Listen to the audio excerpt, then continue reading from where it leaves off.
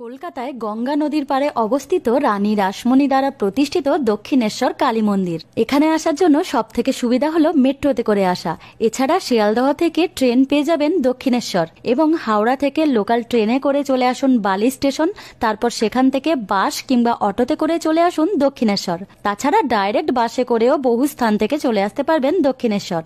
এখানের অন্যতম আকর্ষণ রানী রাসমণি স্কাইওয়াক। এই স্কাইওয়াকের মাঝে বিভিন্ন দোকান পেয়ে যাবেন এবং স্কাইওয়াক থেকে নেমেই পৌঁছে যাবেন মন্দিরের প্রধান গেটের কাছে। মন্দির সকাল 6টা থেকে দুপুর 12টা 30 ও বিকেল 3টে থেকে সন্ধ্যা 7টা 30 পর্যন্ত খোলা থাকে।